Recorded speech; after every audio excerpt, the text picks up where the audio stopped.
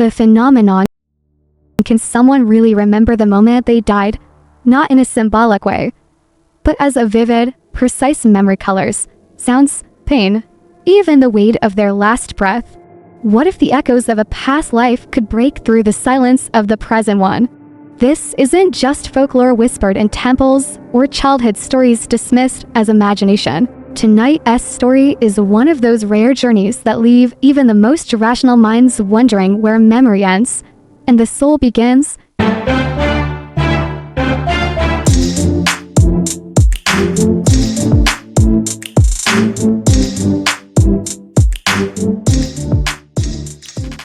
It began in the hills of northern India, near a quiet town shadowed by age-old mountains. A man named Arjun had recently moved there, seeking a break from the life he'd built as a project manager in Delhi. By all appearances, he was a modern man, pragmatic, disciplined, skeptical of superstition. But when the nightmares started, everything changed. They weren't like ordinary dreams. He would jolt awake round 3 a.m., drenched in sweat, gasping as if his lungs had just been emptied of air. Each time, it was the same scene. He stood on a dirt path in what seemed like the 1800s, surrounded by torchlight. His wrists were bound. There were shouting men, fire, and the echo of steel. Then the sound of scream cut short, a sharp pain in his side, and everything went dark. At first, Arjun dismissed it. Maybe stress. He thought maybe moving to a quieter place just made space for old anxieties to surface. But then, he began recognizing places he had never visited. Once, while driving through a nearby village with a friend, he asked him to stop near an old banyan tree. "There's a well just round that corner," Arjun said. "It's dry now, but there's a coin at the bottom, a silver rupee." His friend looked confused. "You've never been here before. How would you know that?" They walked around the bend. The well was there, dry, crumbled stones, moss clinging to its walls. When they peered inside with a flashlight, they saw it, a dull, silver coin lying at the bottom. It was this moment that shifted Arjun's unease into something more tangible.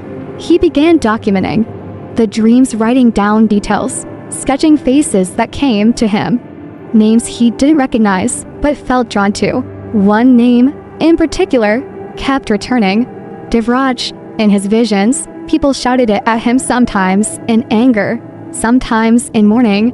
He would hear it echo through the chaos, like a thread woven through fire.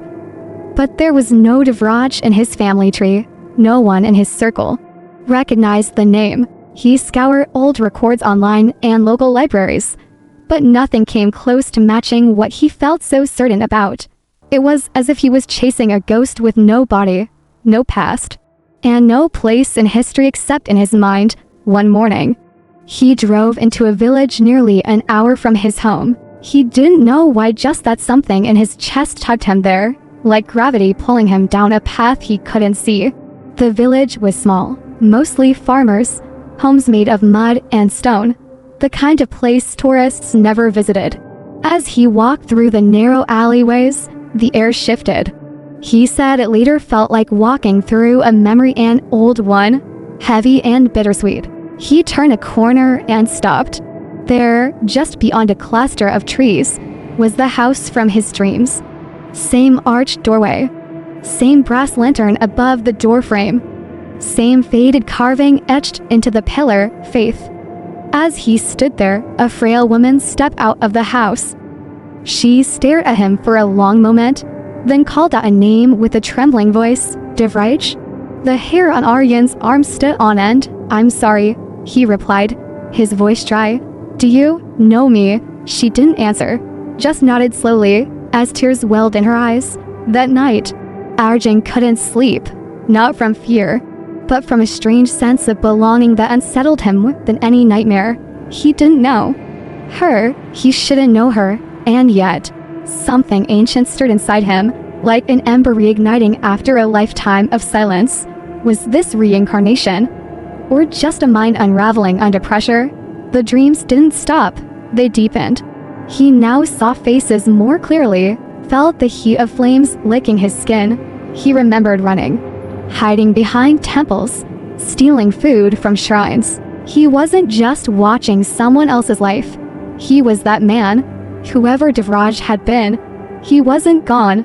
And slowly, Arjun began to feel like he wasn't alone in his own skin. Investigation and journey. Arjun had never believed in past lives, even as a child, when his grandmother spoke of souls being reborn like leaves returning in spring.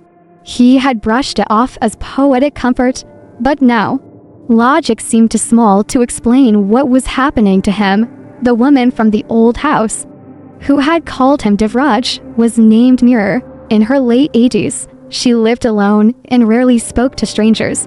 But when she saw Arjun, something shifted in her. She invited him in, not like a host greeting a guest, but like a mother welcoming home a son who'd been gone too long. Inside, the house was exactly as he remembered it from his dreams. The low ceiling, the cracked mirror above the hearth, even the faint scent of sandalwood lingering in the air. Arjun said nothing at first.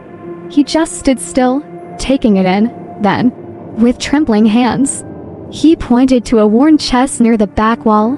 "There's a journal in there," he said, unsure why those words came so naturally. Bound in red cloth, Mirror didn't flinch. She walked over, knelt slowly, and opened the chest. From beneath folded saris and dusty photo frames, she lifted out a red cloth bundle. Inside, it was a weathered journal leather cover, faded script. She held it in her lap and stared at Arjun as though time had turned backward. "You always kept it hidden," she whispered. "You said if something happened, this would be the only piece of you left." Inside were entries dated 1873 to 1879, written in a deliberate, steady hand. The entries spoke of British officers, of political tension, of a growing rebellion hidden in the shadows of temples and shrines. Devraj had been part of a resistance or quiet rebellion against colonial rule, gathering secrets, hiding fugitives, delivering coded messages. His final entry spoke of betrayal. Someone close had turned on him. He feared the news, but hoped the gods would grant him a second chance. Arjun read every line as if he were reading his own thoughts. He knew how the words would end before he turned each page. The journal was enough to send him spiraling. This wasn't a hallucination. There were physical artifacts, real names, events that matched archived records. Mirror showed him an old painting of Devraj standing tall in a white dhoti, sharp features, intense eyes. The resemblance to Arjun was eerie, not identical, but unmistakable, like brothers from different centuries. Still, Arjun wasn't ready to leap into belief without some grounding. He contacted a professor of Indian mysticism at Varanasi University, Dr. Rakesh Iyer, a man known for his cautious approach to spiritual phenomena. Initially skeptical, Dr. Iyer agreed to meet, curious more about Arjun's conviction than any expected truth. After reviewing the journal, the location, and Arjun's own sketches and writings, Dr. Iyer made a quiet suggestion. "There's a monastery not far from here," he said. "It doesn't advertise itself, no tourists, but the monks there study karmic resonance, the imprint of the soul, across lives. If you really want to understand this, that's where you go." It took a full day of hiking to reach the monastery, tucked between cliffs, surrounded by pine and fog. It looked more like a dream than a place. The monks were quiet, but welcoming. Arjun stayed 3 days. He underwent a process they called Pratyuvaya Smrana, meditative method believed to unlock soul impressions through controlled breath and visualization. At first, there was nothing but silence. Then, images, a child by a river, a woman weaving garlands in a small shop, a betrayal by someone with green eyes and a scar near his temple, and finally, the moment of death, bound, wounded, and falling to the ground as his name was called in despair. When Arjun returned to Mir's village, something had shifted in him. He no longer felt afraid. The fear had given way to a quiet purpose. He wasn't just experiencing someone else's memories. He was being asked to finish with that man what he had started. Through Dr. Iyer's help, He tracked down archives buried deep in a colonial era fort. They confirmed Devraj's execution date, March 3rd, 1879, the same day Arjun had always felt uneasy about since childhood. For reasons he could never explain, as a boy, he used to skip school that day, no fever. No excuse, just a deep sense of sadness and weight. But the more they dug, the more something else emerged. Devraj had been betrayed by someone named Ishan, a fellow freedom seeker turned informant. His betrayal had condemned not just Devraj, but several others whose names were written in the last pages of the journal, names lost to time, erased from textbooks, but now, briefly, alive again. Arjun now had a choice: to bury it, as so many families had done, or to bring Devraj's story to light, not just as history, but as a reminder that even in lives cut short, the soul remembers. The wounds may heal, but the lessons echo, and perhaps, through that remembering, something in this life could finally be set right. Spiritual message. The rains came heavy the night Arjun returned to the village for the last time.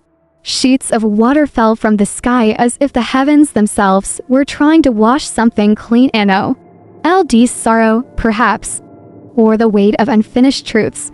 Mira had grown weaker. Her hands trembled as she poured tea, but her eyes remained sharp.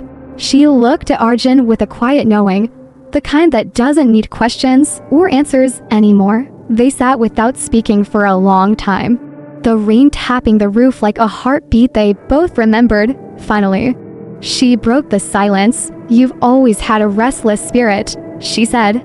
"Even back then, you thought dying would end it. But it doesn't, does it?" Arjun didn't respond right away. He stared at the steam rising from his cup, at the flickering oil lamp, and at the framed sketch of Devraj hanging beside the door. That same steady gaze, that same burden behind the eyes. He thought about the choices Devraj had made, not just the heroic ones, but the personal ones. The people he had pushed away in pursuit of his cause. The woman he loved, who waited for letters that never came. The friend he trusted, who sold them all out. And more than anything, the pride that had blinded him. In the stillness of that evening, it became clear this journey wasn't just about remembering, it was about understanding. Reincarnation wasn't a trick of fate or punishment, it was mercy. A second chance not to undo the past, but to see it for what it truly was. Arjun realized something else too. He had been living his current life the same way Devraj had lived his final days. Driven, disconnected, always chasing meaning in things that felt just out of reach. Even his success as a writer, his fast-paced life in Mumbai, the relationships he neglected, all of it felt like echoes of a story he had once told before. And now, here he was, being handed the rarest of chances to choose differently. Dr. Iyer, too, had offered his thoughts before leaving. Karma is in revenge, he had said. It's reflection. It waits for you to see yourself clearly, then it gives you the brush to paint the next part. The words echoed through Aryan's mind as he walked through the village temple the next morning. He lit a single lamp and placed the old journal at the altar, not as an offering, not as a goodbye, but as a way of saying, this story is no longer unfinished. He closed his eyes and felt the presence of Devraj, not as a ghost, but as something inside himself finally settling. It wasn't about proving anything to the world. It was about freeing the soul to grow. From that point on, Aryan's writing changed. His next book was not a novel, but a memoir, half history, half personal reckoning. He didn't shy away from the past life memories. He wrote them as they came, vivid, raw, unresolved, then healed. The literary world called it genre-breaking. Some said it was myth-cloaked in metaphor. Others felt something truer than facts pulsing in every sentence. But Arjun didn't care what they called it. For him, it was a letter from one life to the next, a bridge across centuries, a tribute to every soul who carried burdens silently through time. And something unexpected happened. Readers began writing to him not about the plot, but about their own lives. A woman who dreamt of a husband she never met in this life. A boy who drew the layout of a house his family had never seen. A man who had recurring pain in his left side until he remembered a story his grandfather told of a soldier as final wound. People who had no language for what they felt, but who now found one. Reincarnation, it seemed, wasn't just a tale from monks or mystics. It was a map folded deep inside the human experience, a quiet whisper, reminding us that we are more than this moment. That pain doesn't vanish, but neither does love and the soul. The soul waits patiently for us to remember who we've been, so we can finally decide who we want to become. Mira passed away that winter, peacefully in her sleep. Arjun returned to scatter her ashes along the river bank. As the wind carried them across the water, he stood still, not as a man haunted by the past, but as one finally at peace with it. He didn't need more visions. He didn't seek out more proof. The journey had done what it came to do, not to convince him of reincarnation, but to awaken him to the truth that lived beyond it, a truth whispered through lifetimes, that every soul is a story, and every story a chance to begin again. Open question for inner reflection. The road out of the village felt different this time, not because the trees had changed, or the landscape had grown unfamiliar, but because something inside Arjun had shifted. He didn't glance back. There was no need. What had once felt like a ghost pulling him backward now felt like a guide gently urging him forward. In the weeks that followed, he didn't speak much about Devraj anymore, not out of fear or doubt, but because the story had done its work. It had unspooled itself from his bones. It had revealed its truth, and now it could rest. But there's a question that lingers, quietly, like the final note of a song that never quite fades. If you truly knew that your soul had lived before, what would you do differently? Would you love more fiercely? Forgive more quickly? Would you stop chasing the things that don't matter and start honoring the ones that do? Would you listen more deeply to your intuition, the subtle nudges, the strange dreams, the déjà vu moments that feel too specific to be coincidence? If this life is not the first, then it isn't the last either. And if we are more than these bodies, these names, these temporary titles, then what do we carry from one lifetime to the next? Is it regret? Is it longing? Or is it love? Some believe we return because we haven't yet learned. Others say we come back to help someone else find their way. And maybe, just maybe, we're all here for both. Perhaps you've felt it to a pull toward a place you've never been, a connection to someone you've only just met, a recurring pattern in your life you can't explain. It could be chance, or it could be memory, buried deep in your soul, asking to be seen. We spend so much time preparing for tomorrow, yet so little understanding where we've come from or what within us never left. But what if you stopped, even for a moment, and listened, not with your ears, with your being? What would it tell you? And if you could remember even one truth, one lesson, one moment from a life once lived, what would it change? Would you still hold onto the old grudge? Would you still let fear keep you small? Or would you take that step, the one you've been avoiding, not because this life demands it, but because your soul has been asking for it over lifetimes? In the end, maybe death isn't the end. Maybe it's a pause, a turning of the page, and maybe life, this strange, beautiful, heartbreaking thing we all go through, is the classroom where the soul comes to grow. So tonight, before you sleep, ask yourself, if death is just a doorway, what would you carry with you to the other side? And more importantly, what will you leave behind? Because in the stillness between breaths, in the silence before dreams, your soul remembers, and it is always, always listening.